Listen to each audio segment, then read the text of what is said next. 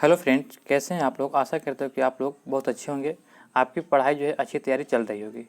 इसमें दोस्तों आज हम लोग जो है बीपीएससी द्वारा जो 30 मई 2030 को जारी न्यूनतम सिलेबस पैटर्न पर आधारित एक बुक निकाला गया है बीपीएससी का, जो प्राथमिक विद्यालय शिक्षा के लिए कक्षा 1 से 5 तक के दिया गया है, जो एससी, ईआरटी और बीटीबीसी के पाठ्यक्रम पुस्तकों पर आधारित है। इसमें कुल 20 प्रैक्टिस सेट दिया गया और कुल प्रश्नों की संख्या 120 है। इसमें कुल 120 अंक दिए गए हैं, जो डॉक्टर रजनीत कुमार सिंह के द्वारा यह तैयार किया गया है। इसमें दोस्तों आज हम लोग जो प्रैक्टिस सेट नंबर 3 को डिस्कस करेंगे। आशा करते हो कि आपको ये वीडियो पसंद आएगा। चलिए वीडियो के अंत में आप अपना स्कोर जरूर बताइएगा कि आपका स्कोर कितना रहा, और जो है अभी तक हमारे चैनल पर नए तो चैनल को सब्सक्राइब करना ना भूलिएगा। चलिए हम आज के सेशन को शुरू करते हैं। हमारा पहला प्रश्न दिया है कि ऑफ साइट यानी एटीएम क्या है। तो ऑफ साइट एटीएम जो है यह क्या है। तो ऐसे एटीएम जो बैंक परिसर को छोड़कर विभिन्न स्थानों पर स्थित होते हैं, इससे को जो है हम लोग ऑफ साइट एटीएम कहते हैं। ऑप्शन नंबर 20 का राइट आंसर हो जाएगा। बीमित पॉलिसी समझौते के तहत कवर की गई घटना को क्या कहा जाता है। तो इस घटना को जो है प्रावधान कहा जाता है। बीमित पॉलिसी समझौते के तहत कवर की गई घटना को जो है प्रावधान कहा जाता है। ऑप्शन नंबर 20 का राइट आंसर हो जाएगा। नाटो यानी कि NATO का मुख्यालय कहाँ स्थित है। तो सभी लोग जानते हैं कि नाटो का जब मुख्यालय कहाँ है, तो यह आपका राइट आंसर होगा। ऑप्शन नंबर सी ब्रुसेल्स में है। ब्रुसेल्स जो है यह बेल्जियम में नाटो का मुख्यालय स्थित है। नाटो यानी कि जो है नॉर्थ अटलांटिक ट्रीटी ऑर्गेनाइजेशन, जिसकी स्थापना जो है 4 अप्रैल 1949 को हुआ था। 4 अप्रैल 1949 को हुआ था। नाटो में जो कुल वर्तमान में जो है 31 देश हैं। कितने? 31। तो आपका इसका राइट आंसर होगा ऑप्शन नंबर सी। भारतीय संविधान की 8वीं अनुसूची में कितनी भाषाओं का उल्लेख किया गया है। तो भारतीय संविधान की 8वीं अनुसूची में जो कुल कितनी भाषाओं का उल्लेख किया गया है। तो आपका इसका राइट आंसर होगा ऑप्शन नंबर 4। 22 भाषाओं का उल्लेख किया गया है। संविधान की 8वीं अनुसूची में जो कुल 22 भाषाओं का उल्लेख किया गया है। वर्तमान में जब संविधान बना था तो उस समय 14 भाषा था, और जो इसमें जो है बाद में जो है संशोधन करके जो है 22 भाषा कर दिया गया है। तो ऑप्शन नंबर 4 इसका राइट आंसर हो जाएगा। निम्नलिखित में से कौन सा एक भारतीय संविधान की प्रस्तावना का भाग नहीं है। तो प्रस्तावना का एक भाग नहीं है तो संघात्मक। ऑप्शन नंबर 4 इसका राइट आंसर हो जाएगा। जबकि समाजवाद, प्रजातांत्रिक, धर्मनिरपेक्षता यह संविधान की प्रस्तावना का भाग है, जबकि संघात्मक जो है प्रस्तावना का भाग नहीं है। आज़ाद दस्ता बिहार में किस आंदोलन के दौरान सक्रिय रहा था। तो आज़ाद दस्ता जो बिहार में किस आंदोलन के दौरान सक्रिय रहा था, तो यह रहा था भारत छोड़ो आंदोलन 1942 के दौरान। वर्ष 1942 में भारत छोड़ो आंदोलन के दौरान जो है जयप्रकाश नारायण ने जेल से फरार होने के बाद बिहार में जो है आज़ाद दस्ता का गठन किया था। ऑप्शन नंबर जो है 4 इसका राइट आंसर है। इसमें होता था क्या कि इस दस्ते का मुख्य उद्देश्य था तोड़फोड़ की घटनाओं को अंजाम देना एवं छापामार उसके लिए ट्रेनिंग देना था। और बिहार में आज़ाद दस्ता की शाखाओं का स्थापना देखा जाए तो भागलपुर एवं पूर्णिया में हुई थी। ऑप्शन नंबर 4 इसका राइट आंसर हो जाएगा। हमारा प्रश्न नंबर 6 दिया गया है कि 7 दिया गया है कि 1946 में गठित अंतरिम सरकार के मंत्रिमंडल में श्रम विभाजन किसे सौंपा गया था। तो श्रम विभाजन के जो मंत्री कौन थे, तो आपका इसका राइट आंसर होगा option number A Jagjivan Ram. Jagjivan Ram के पास जो था अंतरिम सरकार में जो श्रम विभाग के मंत्री थे। ऑप्शन नंबर जो है ए इसका राइट आंसर होगा। जबकि जो देखा जाए तो खाद्य एवं कृषि विभाग के जो मंत्री थे डॉक्टर राजेंद्र प्रसाद थे, और विद्युत विभाग के जो है सैयद अली जौहर थे। संविधान सभा के अस्थायी अध्यक्ष कौन थे। तो संविधान सभा का अस्थायी पूछा गया है, तो यह जो है अस्थायी अध्यक्ष पूछा जाएगा तो डॉक्टर राजेंद्र प्रसाद। यह जो है कब हुआ था, तो 11 दिसंबर 1946 को। 11 दिसंबर 1946 को जो है डॉक्टर राजेंद्र प्रसाद को जो है अस्थायी अध्यक्ष के रूप में जो है बनाया गया था संविधान सभा। जबकि अस्थायी पूछा जाएगा तो पहला संविधान सभा 9 दिसंबर को हुआ था, 9 दिसंबर 1946 को। उसमें जो है किसको बनाया गया था, तो सच्चिदानंद सिन्हा को अस्थायी के रूप में। जबकि अस्थायी कहेगा तो डॉक्टर राजेंद्र प्रसाद हो जाएगा। राष्ट्रपति की अनुपस्थिति में उनके समस्त कार्य किसके द्वारा किए जाते हैं। तो राष्ट्रपति की अनुपस्थिति में जो उनके समस्त कार्य जो है उपराष्ट्रपति के द्वारा किया जाता है। ऑप्शन नंबर इसका राइट आंसर हो जाएगा। निम्नलिखित में से किस नाभिकीय संधि का भारत सदस्य है। तो नाभिकीय संधि का कौन सा भारत सदस्य है, तो पीटीबीटी जो है यह नाभिकीय संधि का भारत सदस्य है। पीटीबीटी को जो है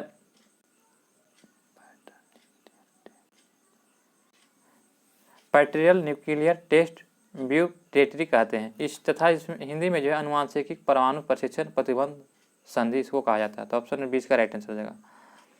1942 में जो है किस त्यौहार के अवसर पर जयप्रकाश नारायण जो है हजारीबाग जेल से भाग निकले थे? तो हजारीबाग जेल से जो है ये भाग निकलने का कारण क्या था? तो सभी लोग जानते हैं कि भागने का मुख्य कारण था कि दीवार को तोड़कर। तो दीवार को तोड़कर कैसे जाएगा? तो दीपावली का समय था। दीपावली के समय में उसने बोला कि हम लोग पटाखा छोड़ निकल दीजिए। तो उन्होंने कहा कि पटाखा नहीं देंगे, तो बोला कि हम लोग थरिया बर्तन को ढंढनाएंगे। उसी में जो दीवार तोड़ करके भाग गया था। ऑप्शन नंबर 4 इसका राइट आंसर हो जाएगा, यानी कि दीपावली। अगला प्रश्न देखते हैं, निम्नलिखित में से कौन सा संयुक्त राष्ट्र संघ का अभिकरण नहीं है? तो आपका इसका राइट आंसर कौन सा जो संयुक्त राष्ट्र संघ का अभिकरण नहीं है? तो आपका इसका राइट आंसर हो जाएगा फ्रेंड ऑप्शन नंबर 4 हो जाएगा, अंतर्राष्ट्रीय न्यायालय। अंतर्राष्ट्रीय न्यायालय जो है यह संयुक्त राष्ट्र संघ का अभिकरण नहीं है। ऑप्शन नंबर जो है 4 इसका राइट आंसर हो जाएगा। अगला प्रश्न है कि कौन सा उर्वरक किसान खाद के नाम से जाना जाता है? तो कौन सा जो है उर्वरक किसान खाद के नाम से जाना जाता है? तो आपका इसका राइट आंसर हो जाएगा option number A, calcium ammonia nitrate जो है यह जो है किसान खाद के नाम से जाना जाता है। तो ऑप्शन नंबर ए इसका राइट आंसर हो जाएगा। नेक्स्ट प्रश्न दिया गया है कि 1 हेक्टेयर सेंटीमीटर में पानी की कुल मात्रा क्या होगी? तो 1 हेक्टेयर सेंटीमीटर में पानी की कुल मात्रा क्या होती है? तो यह आपका होता है option number 4, 1 lakh litre. Option number 4 इसका राइट आंसर, ऑप्शन नंबर 20 का राइट आंसर हो जाएगा। केले का कायिक प्रवर्धन होता है। तो केले का जो कायिक प्रवर्धन क्या होता है? तो यह जो होता है संकर द्वारा होता है।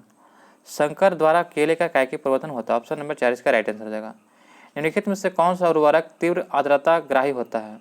तो तीव्र आर्द्रता ग्राही कौन सा उर्वरक हो जाएगा? तो यूरिया। ऑप्शन नंबर 4, यूरिया जो है यह उर्वरक तीव्र आर्द्रता ग्राही होता है। ऑप्शन नंबर 4 इसका राइट आंसर हो जाएगा। यूरिया जो है नाइट्रोजन की कमी होने के कारण जो खेतों में दिया जाने वाला एक उर्वरक है। अगला प्रश्न है कि खेत में हरी खाद वाली फसल की पलटाई की उपयुक्त अवस्था कौन सी है? तो यह हो जाएगा आपका फूल आने से पूर्व की अवस्था। ऑप्शन नंबर ए इसका राइट आंसर हो जाएगा। फल के रस में चीनी की सांद्रता मापी जाती है। तो फल के रस में जो चीनी की सांद्रता मापी जाती है, तो आपका इसका राइट आंसर हो जाएगा ऑप्शन नंबर बी, यानी कि रिफ्रैक्टोमीटर द्वारा मापा जाता है। ऑप्शन नंबर 20 का राइट आंसर हो जाएगा। जेली बनाने के पेक्टिन का प्रमुख कार्य क्या है? तो जेली बनाने के जो पेक्टिन का जो मुख्य कार्य जिसका होता है फलों के रस का थक्का बनाने में। ऑप्शन नंबर जो है 20 का राइट आंसर हो जाएगा। फलों के रस का थक्का बनाने में जो है जेली बनाने में पेक्टिन का प्रमुख कार्य होता है। ऑप्शन नंबर 20 का राइट आंसर हो जाएगा। हमारा अगला प्रश्न दिया गया कि टमाटर का लाल रंग किस रंग के कारण होता है? तो टमाटर का लाल रंग जो किस रंजक के कारण होता है? तो आपका इसका राइट आंसर हो जाएगा ऑप्शन नंबर 4, लाइकोपीन के कारण। लाइकोपीन के कारण जो है टमाटर का लाल रंग रंजक होता है। ऑप्शन नंबर 4 इसका राइट आंसर हो जाएगा।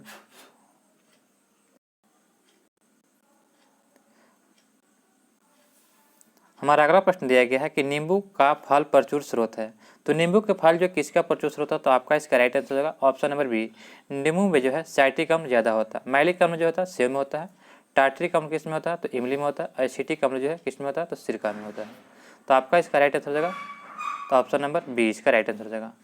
केंद्रीय एकमार्ग प्रयोगशाला कहाँ स्थित है? तो केंद्रीय एकमार्ग प्रयोगशाला जो है यह आपका यानी कि नागपुर महाराष्ट्र में स्थित है। ऑप्शन नंबर सी इसका राइट आंसर हो जाएगा। किस वर्ष जो है नसीरुद्दीन ने बिहार का शासन ख्वाजा जहाँ को सौंप दिया था? तो किस वर्ष नसीरुद्दीन ने बिहार का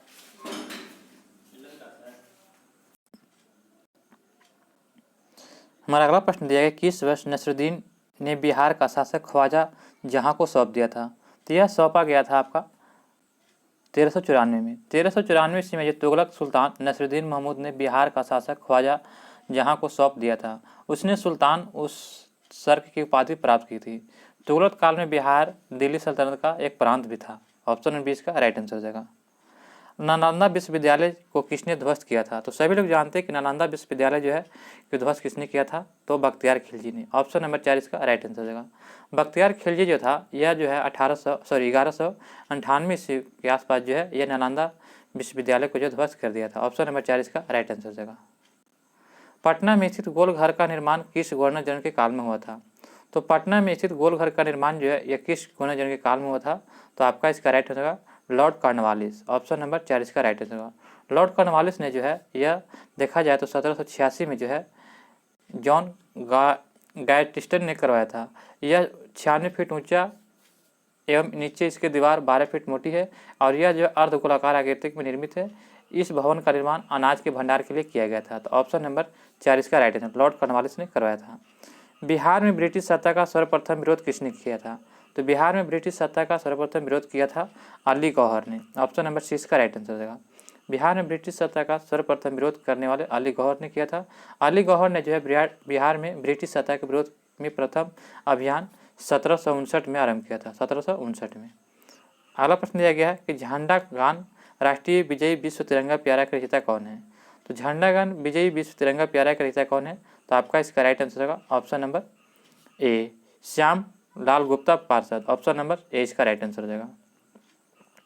थायराइड से निकलने वाला हार्मोन कौन सा है? तो थायराइड से जो हार्मोन निकलता है उसे थायरॉक्सिन कहते हैं। ऑप्शन नंबर ए इसका राइट आंसर हो जाएगा। थायराइड हार्मोन थायरॉक्सिन से निकलता है। अगला प्रश्न यह है कि जल के माध्यम से भोजन पकाने की विधि निम्नलिखित में से कौन सी है? तो जल के माध्यम से भोजन पकाने की विधि कौन सी है? तो उबालना, स्ट्राइडिंग, खदकाना, अनेक उपयुक्त सभी हो जाएगा। Option number 4। ढोकला बजाने में प्रयुक्त विधि है, तो ढोकला बजाने में प्रयुक्त विधि कौन सी होगी? तो खमीरन विधि। ऑप्शन नंबर 6 का राइट आंसर होगा। खमीरन जो है एक ढोकला बजाने में प्रयुक्त विधि है। जो ढोकला पर मुख्यतः गुजरात एवं उत्तर भारत का प्रमुख व्यंजन है और खमीकरण कवक के माध्यम से होता है। ऑप्शन नंबर 6 का राइट आंसर हो जाएगा। 2 वर्ष से 6 वर्ष की आयु को क्या कहते हैं? तो 2 वर्ष से 6 वर्ष की आयु को जो है बाल्यावस्था कहा जाता है, यानी कि ऑप्शन नंबर ए इसका राइट आंसर हो जाएगा। बाल्यावस्था या समयकाल 6 से 12 वर्ष तक होता है। इस अवधि के दौरान जीवन अनोखा काल कहा जाता है। ऑप्शन नंबर ए इसका राइट आंसर हो जाएगा। जल प्रदूषण का कारण है, तो जल प्रदूषण का कारण क्या है? तो कीटनाशक, मनुष्य की क्रियाकलाप, बढ़ती जनसंख्या, उपयुक्त सभी हो जाएगा। शारीरिक शिक्षा का उद्देश्य क्या है? तो शारीरिक शिक्षा का मुख्य उद्देश्य है मनोवैज्ञानिक विकास, मानसिक विकास, शारीरिक विकास, उपयुक्त सभी हो जाएगा। ऑप्शन नंबर 4 इसका राइट आंसर हो जाएगा। बैडमिंटन से संबंधित खिलाड़ी कौन है? तो बैडमिंटन से संबंधित खिलाड़ी कौन है? तो सभी लोग जानते हैं कि आपका इसका राइट आंसर होगा सानिया मिर्जा जो है table tennis, Deepa Karmakar gymnastic तथा पीवी सिंधु बैडमिंटन से। तो ऑप्शन नंबर 6 का राइट आंसर हो जाएगा। अगला प्रश्न दिया गया है कि दालों में सबसे ज़्यादा क्या पाया जाता है? तो दालों में जो होता है सबसे अधिक मात्रा में जो है प्रोटीन पाया जाता है। ऑप्शन नंबर 6 का राइट आंसर होगा। प्रोटीन जो है दालों में सबसे अधिक मात्रा में पाया जाता है। ऑप्शन नंबर 6 का राइट आंसर होगा।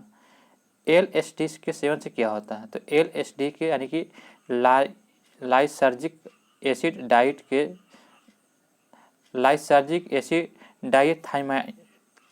डाइथाइलामाइड जो होता है, जिसको जो LSD कहा जाता है, इसके सेवन से जो है मानसिक विभ्रम की समस्या उत्पन्न होती है। ऑप्शन नंबर 4 इसका राइट आंसर हो जाएगा। इसे अमीरों का नशा भी कहते हैं। व्यायाम के लाभ हैं, तो व्यायाम के लाभ क्या होते हैं? तो आपका इसका राइट आंसर होगा भूख लगना, फुर्तीलापन, रक्त प्रवाह में वृद्धि। तो ऑप्शन नंबर 4 इसका राइट आंसर हो जाएगा। डॉक्टर राजेंद्र प्रसाद को संविधान सभा का सभापति कब चुना गया था? तो डॉक्टर राजेंद्र प्रसाद को संविधान सभा का सभापति जो है यह कब चुना गया था? तो ऑप्शन नंबर जो है 4 इसका राइट आंसर होगा। दिसंबर 1946 में जो है संविधान सभा को जो राजेंद्र प्रसाद को जो सभापति चुना गया था। भारतीय प्रशासन में विभाजन प्रणाली किससे संबंधित है? तो यह विभाजन प्रणाली जो है नीति कार्यान्वयन से संबंधित है। ऑप्शन नंबर 6 का राइट आंसर हो जाएगा। बिहार में कृषि और ग्रामीण विकास के लिए किस प्रकार के बैंक स्थापित करने का प्रस्ताव है? तो यह जो है बिहार में जो है ग्रामीण विकास और कृषि बैंक स्थापित करने का प्रस्ताव है। तो ऑप्शन नंबर 20 का राइट आंसर कृषि यंत्र बैंक। यह जो 23 अक्टूबर 2021 को जो है बिहार के मुख्यमंत्री नीतीश कुमार के द्वारा जो है रबी महाअभियान प्रारंभ करते ही कृषि विभाग के लिए विभिन्न योजनाओं की घोषणा की थी। ऑप्शन नंबर 20 का राइट आंसर हो जाएगा। इनमें से कौन जो 15वें वित्त आयोग के सदस्य नहीं है? तो 15वें वित्त आयोग के सदस्य नहीं है, तो आपका हो जाएगा बी, सुदीप मंडलो। ये जो 15वें वित्त आयोग के सदस्य नहीं है, जबकि जो है अशोक कुमार, रमेश चंद्र लाहिड़ी, अजय नारायण झा ये सभी वित्त आयोग के अध्यक्ष है, जबकि सुदीप मंडलो नहीं है। मंडलो आर्थिक विकास का सबसे अच्छा जो है सूचकांक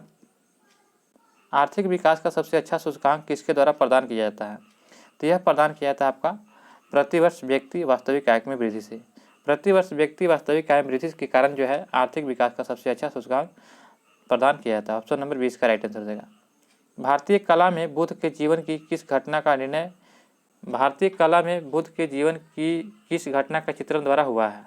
तो यह आपका राइट आंसर हो जाएगा ऑप्शन नंबर बी, प्रथम उपदेश में। ऑप्शन नंबर 20 का राइट आंसर हो जाएगा। महात्मा बुद्ध ने जो ज्ञान प्राप्ति के पश्चात जो है प्रथम उपदेश सारनाथ जो कहाँ है, ये यूपी में है, में दिया था, जिस चित्रण जो है भारतीय कला में हुआ था। इसके अलावा भारतीय कला में बुद्ध के जीवन की निर्वाण प्राप्ति की घटना का भी चित्रण किया गया है। तो ऑप्शन नंबर 20 का राइट आंसर होगा। गौतम बुद्ध का जन्म जो लुम्बिनी में हुआ था, इसकी पुष्टि किस शिलालेख से होती है? तो इसकी पुष्टि जो है यह अशोक के जो है शिलालेख से होती है। तो ऑप्शन नंबर 6 का राइट आंसर होगा। अशोक के अभिलेखों से ज्ञात होता है कि गौतम बुद्ध की जन्म लुम्बिनी में हुआ था। ऑप्शन नंबर 6 का राइट आंसर होगा। निम्नलिखित में से कौन सा स्थल प्राग ऐतिहासिक चित्रकला के लिए प्रसिद्ध है? तो चित्रकला के लिए जो भीमबेटका जो मध्य प्रदेश में। ऑप्शन नंबर 20 का राइट आंसर होगा। आत्मीय सभा की स्थापना किसने किया था? तो आत्मीय सभा की स्थापना इनमें से किसने किया था?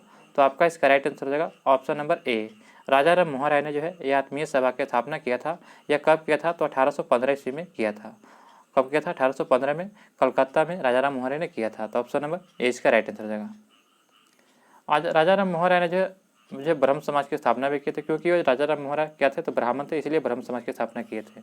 अगला प्रश्न है कि किसके वायसराय के काल में जो है भारत की राजधानी कलकत्ता से दिल्ली स्थानांतरित किया गया था? तो यह जो है स्थानांतरित कब किया गया था? तो देखा जाए तो वर्ष 1905 में जो है बंगाल विभाजन भारतीय गवर्नर जनरल लॉर्ड कर्जन की भारतीय स्वाधीनता की आकांक्षा को तोड़ने का प्रयास किया गया था। इसके कारण जो है जगह जगह विरोध हुआ था। इसके कारण सन 1911 में जो है लॉर्ड हार्डिंग द्वितीय के शासनकाल में जो बंगाल विभाजन को रद्द किया गया था और राजधानी कलकत्ता से दिल्ली स्थानांतरित किया गया था 1911 में। अगला प्रश्न देखते हैं, इनमें से किस मुगल सम्राट ने राजा राम मोहन राय को अपने दूत के रूप में लंदन भेजा था? तो राजा राम मोहन राय को जो राजा की उपाधि किसने दिया था? तो आपका इसका राइट आंसर अकबर द्वितीय जो मुगल सम्राट था। Option number 4। इनका जो था मोहन राय नाम था, क्या नाम था? राम मोहन राय नाम था इनका, राम मोहन राय इनका नाम था। इन्हें राजा की उपाधि किसने लगाया था? क्योंकि जो वहाँ जो लंदन में बात करने के लिए राजा के दूत को राजा ही बात कर सकते, इसलिए जो है राम मोहन राय को जो राजा की उपाधि किसने दिया था? तो अकबर द्वितीय ने। ऑप्शन नंबर 4 इसका राइट आंसर जगह। हिंदू विधवा पुनर्विवाह अधिनियम निम्न में से किस वर्ष पारित हुआ था? तो यह पारित किया गया था 1829 में। ऑप्शन नंबर जो है सन 1829 में जो है पारित सती प्रथा के निषेध कानून को जो है सार्थक बनाने के लिए विधवा पुनर्विवाह अधिनियम पारित किया गया था। इस अधिनियम का ड्राफ्ट तत्कालीन गवर्नर लॉर्ड डलहौजी ने तैयार किया था। तो ऑप्शन नंबर जो है क्या हो जाएगा? तो हिंदू विधवा पुनर्विवाह अधिनियम निम्न में से किस वर्ष पारित हुआ था? तो इसका राइट आंसर हो जाएगा 1829 हो जाएगा दोस्तों, 1829 हो जाएगा। इसमें ऑप्शन नहीं दिया गया है। अगला प्रश्न देखते हैं, ईस्ट इंडिया कंपनी की स्थापना के समय भारत का शासक कौन था? तो ईस्ट इंडिया कंपनी की स्थापना के समय भारत का शासक कौन था? तो ईस्ट इंडिया कंपनी की स्थापना देखा जाए तो यह 31 दिसंबर जो है 31 दिसंबर 1600 ईस्वी को हुआ था। तो उस समय जो है अकबर का शासनकाल था। किसका शासनकाल था? अकबर का। अकबर का शासनकाल देखा जाए तो 1556 से जो है 1556 से जो 1605 तक चला था। उसके बाद जो 1605 के बाद जब अकबर मर गया था तो उसके बाद उसका बेटा जहांगीर बना था। तो इसका शासनकाल क्या हो जाएगा? अकबर का। ऑप्शन नंबर 6 का राइट आंसर हो जाएगा। शेख निजामुद्दीन औलिया इनमें से किस सूफी संत के शिष्य थे? तो शेख निजामुद्दीन औलिया जो थे यह बाबा फरीदुद्दीन गज सिकर के शिष्य थे। ऑप्शन नंबर ए इसका राइट आंसर हो जाएगा। इन बादशाहों में से कलंदर के नाम से कौन विख्यात था? तो कलंदर के नाम से जो कौन विख्यात था? तो आपका इसका राइट आंसर होगा बाबर। बाबर जो था जहीरुद्दीन मोहम्मद बाबर ने नाम से परिचित था। जो बाबर भारत में मुगल वंश का संस्थापक था, इससे कलंदर की उपाधि भी धारण किया था। ऑप्शन नंबर 6 का राइट आंसर हो जाएगा। निम्नलिखित में से किस राज्य में 2011 की जनगणना में जनसंख्या का ह्रास अभिलिखित हुआ है? तो अभिलिखित किस में हुआ? तो आपका इसका राइट आंसर होगा ऑप्शन नंबर 4 नागालैंड में। नागालैंड में जो है यह देखा जाए तो 2011 की जनगणना के अनुसार ह्रास अभिलिखित हुआ जनसंख्या में। ऑप्शन नंबर 4 इसका राइट आंसर हो जाएगा। इनमें से कौन सा राष्ट्रीय विकास परिषद का हिस्सा नहीं है? तो राष्ट्रीय विकास परिषद का हिस्सा नहीं है तो नीति आयोग के उपाध्यक्ष। ऑप्शन नंबर जो है सी इसका राइट आंसर होगा। राष्ट्रीय विकास परिषद जो है ये जो है नेशनल डेवलपमेंट काउंसिल जो है प्रधानमंत्री अध्यक्षता में भारत में विकास के मामले पर निर्णय लेने और विचार विमर्श करने के लिए शीर्ष निकाय हैं। तो ऑप्शन नंबर जो है सी इसका राइट आंसर है, यह हिस्सा नहीं है। यहाँ पे दिएगा सूची 1 सूची 2 का मिलान करना है। चलिए इसको मिलान करते हैं। सूची 1 के साथ सूची 2 को मिलान कीजिए।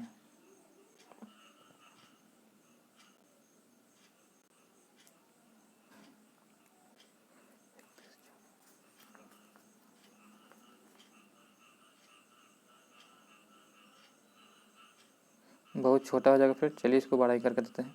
यहाँ पे दिया गया है कि सरकारी आयोग, सरकारी आयोग जो है किससे संबंधित है, तो सरकारी आयोग आपका हो जाएगा यानी कि 3 से हो जाएगा, केंद्र एवं राज्य संबंध से। सरकारी आयोग केंद्र एवं राज्य संबंध से हो जाएगा। उसके बाद दिया गया है कि सी रंगराजन समिति, तो सी रंगराजन समिति जो है ये आपका किससे हो जाएगा, तो यह आपका हो जाएगा सी रंगराजन समिति, यह गरीबी की माप एवं कार्य प्रणाली समीक्षा करने के लिए, यानी कि 1 हो जाएगा, बी का 1। और यहाँ पे दिया गया सी दिया गया है कि पारेख समिति, तो पारेख समिति जो है यह हो जाएगा आपका इंफ्रास्ट्रक्चर फाइनेंस समिति से, यानी कि 2 हो जाएगा। उसके बाद दिया गया नरसिम्हन समिति, तो नरसिम्हन समिति जो है बैंकिंग क्षेत्र सुधार से हो जाएगा। तो आपका इसका राइट आंसर क्या हो जाएगा, तो ऑप्शन नंबर हो जाएगा 3, 1, 2, 4, ऑप्शन नंबर ए इसका राइट आंसर हो जाएगा। अगला प्रश्न देखते हैं कि वे 2 ग्रह जिनके उपग्रह नहीं हैं, तो वे 2 उपग्रह एकमात्र ऐसे हैं बुध और शुक्र जिसके कोई उपग्रह नहीं है। जैसे कि पृथ्वी का उपग्रह कौन सा, चंद्रमा है, तो उसी प्रकार बुध और शुक्र 2 मात्र ऐसे उपग्रह हैं जिसका कोई उपग्रह नहीं है, ऑप्शन नंबर ए इसका राइट आंसर हो जाएगा। लक्षद्वीप में स्थित हैं, तो लक्षद्वीप जो है लक्षद्वीप समूह जो है किस में स्थित है, तो आपका इसका राइट आंसर हो जाएगा ऑप्शन नंबर यानी कि बी, अरब सागर में। लक्षद्वीप जो है कहाँ स्थित है, तो ऑप्शन नंबर जो है इसका राइट आंसर हो जाएगा बी हो जाएगा, अरब सागर में। निम्नलिखित में से किस क्षेत्र को विश्व का फलोदान कहा जाता है, विश्व का फलोदान जो है भूमध्य सागरीय क्षेत्र को कहा जाता है, ऑप्शन नंबर सी इसका राइट आंसर हो जाएगा। निम्नलिखित में से किसे संसार की छत कहते हैं, तो संसार की छत सभी लोग जानते हैं, सुनते हैं कि पामीर के पठार को कहते हैं, ऑप्शन नंबर 20 का राइट आंसर। पामीर का पठार जो मध्य एशिया में जो स्थित है प्रमुख पठार है एवं पर्वत श्रृंखला है, जहाँ से जो हिमालय जो है काराकोरम, कुनलुन और हिंदुकुश पर्वत श्रृंखलाएँ निकलती है। इसी विस्तृत को जो है पामीर की छत भी कहते हैं, इसी के विस्तृत को क्या कहते हैं, पामीर को विश्व की छत कहा जाता है, तो ऑप्शन नंबर 20 का राइट आंसर हो जाएगा। निम्नलिखित में से कौन सा संसार का सबसे बड़ा मरुस्थल है, तो संसार का सबसे बड़ा मरुस्थल कौन सा है, तो अफ्रीका महाद्वीप में स्थित है सहारा, ऑप्शन नंबर 20 का राइट आंसर हो जाएगा।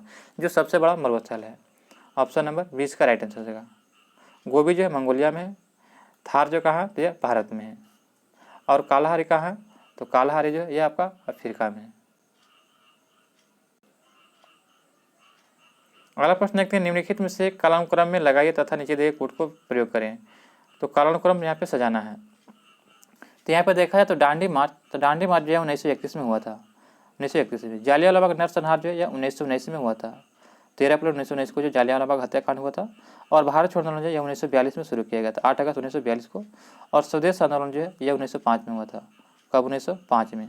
तो आपका इसका राइट आंसर क्या हो जाएगा, तो बी हो जाएगा, यानी कि 4, 2, 1, 3, ऑप्शन नंबर 20 का राइट आंसर हो जाएगा।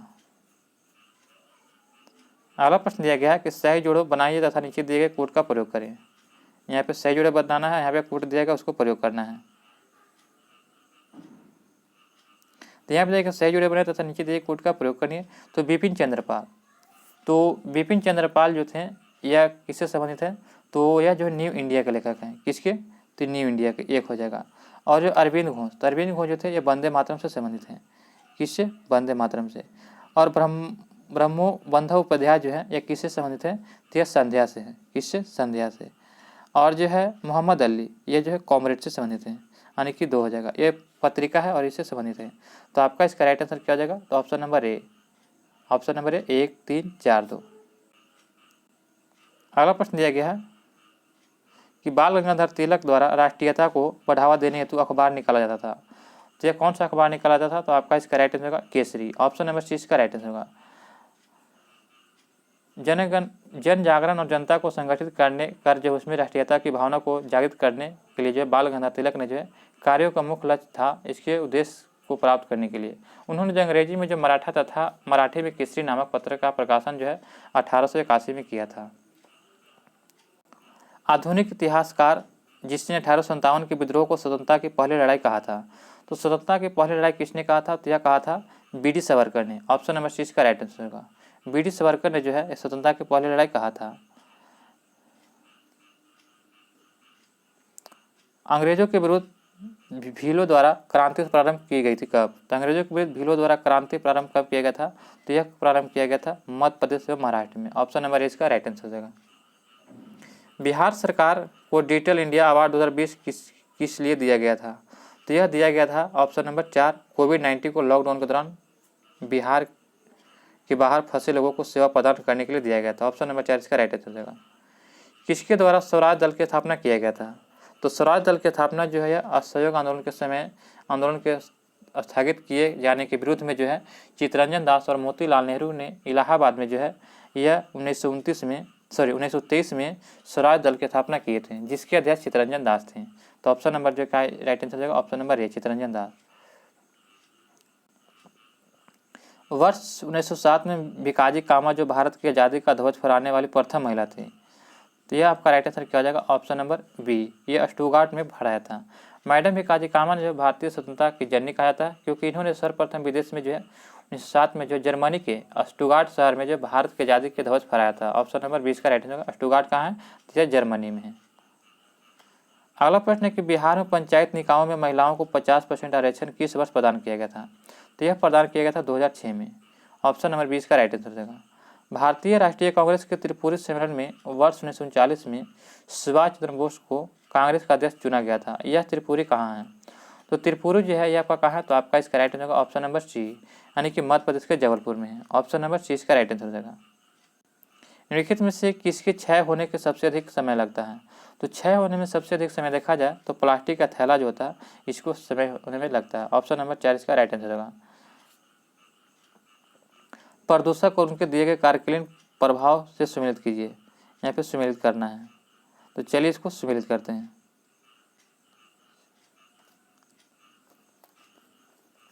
यहाँ पर दिया गया है कि कार्बन मोनोऑक्साइड यह जो लीवर और किडनी को क्षति पहुंचाता है, यानी कि फेफड़े को, जो किडनी को, लीवर को क्षति पहुंचाता है। नाइट्रोजन के ऑक्साइड ये जो कैंसर को क्षति पहुंचाता है। धूलकण जो है श्वास संबंधी रोगों से संबंधित है, और शीशा जो केंद्रीय नर्वस सिस्टम से संबंधित है। तो आपका इसका राइट आंसर होगा 1 2 3 4। 1 2 3 4 ऑप्शन नंबर कितना दिया गया है? तो सी इसका राइट आंसर देगा।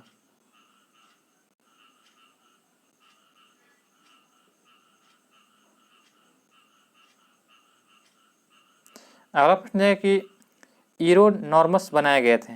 तो ईरोनॉर्मस जो है किससे बनाए गए थे? तो आपका इसका राइट आंसर होगा यह वाहनों से निकलने वाले धुओं से जो है, यह वाहनों से निकलने वाली हानिप्रद गैसों को नियंत्रित करने के लिए बनाया गया था। ऑप्शन नंबर जो है सी इसका राइट आंसर होगा। ईरोनॉर्मस जो है यह वाहनों से निकलने वाली हानिप्रद गैसों को जो है नियंत्रित करने के लिए बनाया गया था। अगला प्रश्न दिया गया है कि यहाँ पे कि चुनना है कि निम्न ग्रीन हाउस गैसों में से ऐसी कौन सी है जिसके द्वारा ट्रोपोस्फीयर में ओजोन प्रदूषक नहीं होता है? तो आपका इसका राइट आंसर होगा ऑप्शन नंबर बी। ट्रोपोस्फीयर में ओजोन प्रदूषण के लिए उत्तरदायी ग्रीन हाउस गैसें हैं, जिसमें जो जलवाष्प की मात्रा देखा जाए तो यह जो है 36 से लेकर यानी कि 72% तक के जिम्मेवार होती है। और जो नाइट्रोजन के ऑक्साइड जो है, ये जो यहाँ पे कार्बन डाइऑक्साइड देखा जाए तो कार्बन डाइऑक्साइड कितना हो जाएगा आपका? तो 9 से लेकर के 26% तक होता है। तो आपका यहाँ पे राइट आंसर क्या हो जाएगा? तो ऑप्शन नंबर जो है बी, कार्बन मोनोऑक्साइड, जिसके द्वारा जो ट्रोपोस्फीयर में ओजोन प्रदूषण नहीं होता है। ऑप्शन नंबर 20 का राइट आंसर हो जाएगा। निम्नलिखित राज्यों में से उस राज्य को चुनिए जिसमें सर्वाधिक संख्या में वन जीव अभ्यारण्य यानी कि नेशनल पार्क अभ्यारण्य है। तो सबसे ज़्यादा तो नेशनल पार्क अभ्यारण्य जो है मध्य प्रदेश में। ऑप्शन नंबर सी इसका राइट आंसर हो जाएगा। यहाँ पे जो है वर्तमान में मध्य प्रदेश में देखा जाए तो 9 जो है राष्ट्रीय उद्यान है और 25 अभ्यारण्य है। 25 अभ्यारण्य और जो है 9 राष्ट्रीय उद्यान है।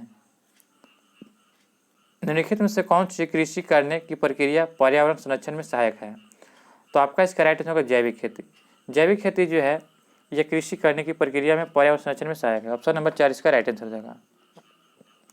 नीचे दी गई सूची को उनके चुनिए और वर्ल्ड हेरिटेज साइट को विश्व धरोहर में स्थल में घोषित किया गया था, तो इसको बताना है। तो 77 के आपका राइट आंसर के नीचे दी गई सूची को सम्मिलित करना है। तो कार्बेट नेशनल पार्क और नीचे दी गई सूची को उसे चुनिए और वर्ल्ड हेरिटेज साइट विश्व धरोहर में स्थल घोषित हुआ है, तो इसमें किसका किया गया है? तो ऑप्शन नंबर 20 का राइट होगा। नंदा देवी जीव मंडल रिजर्व। नंदा देवी जीव मंडल रिजर्व को जो है यह 1988 में जो उत्तराखंड में सम्मिलित है, भारत में यह सम्मिलित किया गया था यह वर्ल्ड हेरिटेज साइट विश्व धरोहर में। ऑप्शन नंबर 20 का राइट आंसर होगा। निम्नलिखित में से जो है कौन जो है वैश्विक तापन के असर को इंगित करता है? तो वैश्विक तापन के असर को इंगित कौन करता है? तो यहाँ पे दिया गया है, तो आपका इसका राइट आंसर क्या हो जाएगा, तो हिमानी का पिघलना, सागरीय तल में उत्थान, मौसमी दशाओं में परिवर्तन, ग्लोबल तापमान में वृद्धि, यानी कि 1, 2, 3, 4 ये सभी हो जाएगा। तो ऑप्शन नंबर 4 इसका राइट आंसर हो जाएगा। जंगली गधों का अभ्यारण्य कहा गया है, तो जंगली गधों का अभ्यारण्य कहाँ है, तो आपका इसका राइट आंसर हो जाएगा ऑप्शन नंबर सी, यह गुजरात में स्थित है। ऑप्शन नंबर सी इसका राइट है, जंगली गधों का अभ्यारण्य जो गुजरात में स्थित है।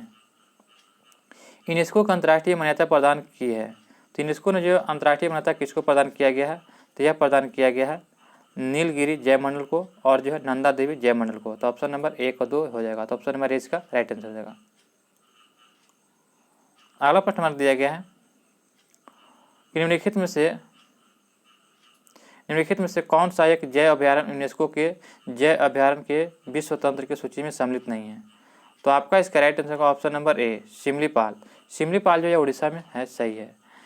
जबकि इसको जो है एक जैव अभ्यारण्य यूनेस्को के जैव अभ्यारण्य के विश्व तंत्र की सूची में सम्मिलित नहीं है, जबकि सुंदरवन, बनार की खाड़ी और नीलगिरी सम्मिलित है। भारत के किस महानगर में वार्षिक प्रति व्यक्ति सर्वाधिक ठोस अपशिष्ट उत्पन्न होता है, तो आपका इसका राइट आंसर होगा दिल्ली में। भारत में जो दिल्ली महानगर में वार्षिक प्रति व्यक्ति सर्वाधिक ठोस अपशिष्ट उत्पन्न होता है। ऑप्शन नंबर सी इसका राइट आंसर हो जाएगा। कार्बन डाइऑक्साइड के उत्सर्जन में सर्वाधिक योगदान करने वाला देश कौन है, तो सबसे ज़्यादा योगदान कार्बन डाइऑक्साइड में करने वाला मात्र एक देश है संयुक्त राज्य अमेरिका। अमेरिका जो सबसे ज़्यादा कार्बन डाइऑक्साइड योगदान यानी कि जो है उत्पन्न करने वाला देश है, जिसके कारण जो ग्लोबल वार्मिंग ज़्यादा होती है। निम्नलिखित में से कौन सा कारक जैव विविधता के ह्रास के लिए सर्वाधिक महत्वपूर्ण कारक है, तो आपका इसका राइट आंसर क्या हो जाएगा, तो ऑप्शन नंबर सी अनेक प्राकृतिक वास का विनाश जो है यह जैव विविधता के ह्रास के लिए सर्वाधिक महत्वपूर्ण कारक। ऑप्शन नंबर सी इसका राइट आंसर हो जाएगा। सही युग्म को चुनिए, तो एलोरा, कंदराएं और साका, यहाँ पे दिया गया कि सही युग्म को चुनना है, तो यहाँ इसमें कौन सही है, तो यहाँ पे देखा जाए तो खजुराहो जो है ये ऑप्शन नंबर 4 यानी कि चंदेल। एजलोरा की गुफाएं का निर्माण राष्ट्रकूटों के शासक काल में हुआ था, जो औरंगाबाद से 14 मील दूर है। यह गुफाएं बौद्ध, हिंदू तथा जैन संप्रदायों से संबंधित है। तो ऑप्शन नंबर जो 4 इसका राइट आंसर चंदेल से संबंधित है। पेरियार अभ्यारण्य प्रसिद्ध है, तो पेरियार जो है यह कहाँ है, तो ये जानते हैं कि पेरियार अभ्यारण्य जो है यह आपका केरल में है। तो यह जो है किस लिए प्रसिद्ध है, तो ऑप्शन नंबर 4 इसका राइट है जंगली हाथियों के लिए। सूची 1 और सूची 2 को यहाँ पे सम्मिलित करना है, तो चलिए इसको सम्मिलित करते हैं।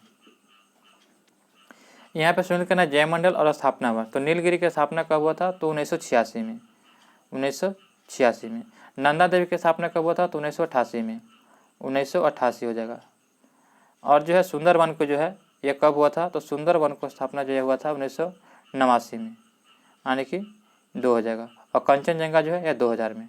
तो आपका इसका राइट आंसर हो जाएगा ऑप्शन नंबर बी 4, 3, 2, 1। आगे प्रश्न दिया गया हमारा कि झारखंड बनाने के लिए बिहार को किस वर्ष विभाजित किया गया था, तो 2000 ईस्वी में जो है यह विभाजित किया गया था। ऑप्शन नंबर जो है ये इसका राइट आंसर हो जाएगा।